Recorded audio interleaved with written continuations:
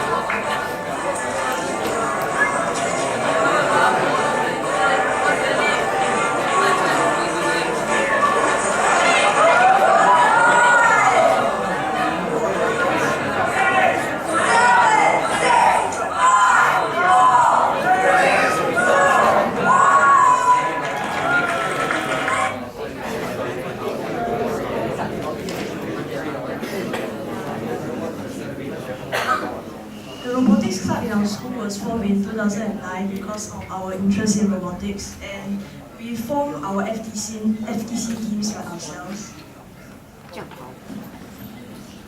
What we do usually every time we have CCA time will be long 4 hours daily. All the members of the different teams will actually work together as one team, and we will discuss our idea.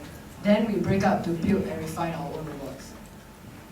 We do research and also share our resources through Facebook groups.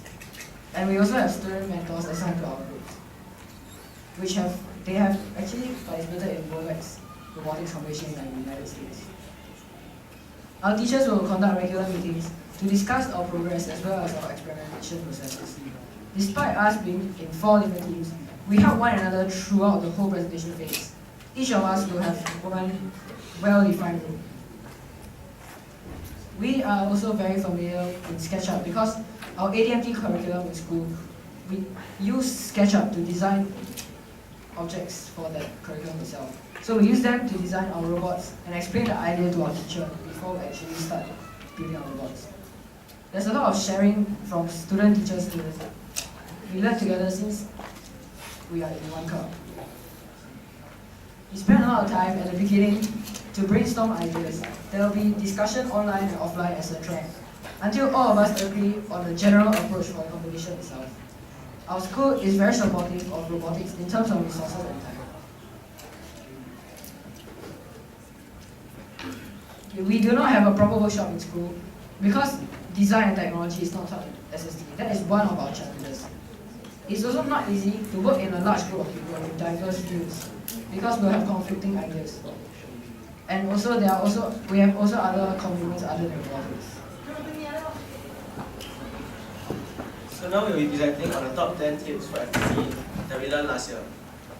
First, you must use all the right terms for the parts you use. It's easy to get confused if, let's say, two different people use different terminology for the parts, so you might get confused and you may use the wrong parts to include things. Safety comes first. The motors that I use have a lot of torque. You may easily get injured and lose your fingers, so safety is very important. You also need to designate a proper working area. Have a proper place to store parts and build robots. It saves time to know where everything is instead of trying to move around the room to look for one part that you need. Build a robot with low CG. A robot with a high CG can easily topple. Try to put the heavier parts to the base of the robot to lower the CG. It is important to design a robot so it's easy to repair. There are many ways to build a robot to put in the screws. Think about design a robot so that it's easy when you need to remove or change parts as to break easily. Cardboard molding is important. To save time, it is better to build the mechanism out of parts you need with cardboard first. Testing out before you build it with actual parts can save time and heartache. Keep a proper journal. It's useful to document your progress of your design process, especially for your engineering journal. Get someone to be responsible for that, print it out and paste it on your journal. Assign clear roles for members, like mentioned previously. Each person should have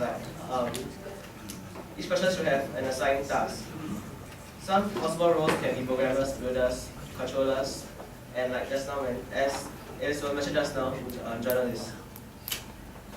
It's important to discuss your strategy first. It's important to be familiar with the games before building a robot. Focus on how you want to play the game and then design the robot for the purpose. And the most important thing is to practice. You're going to spend most of the time in matters controlling a robot. It is important to be familiar with the controls of a robot.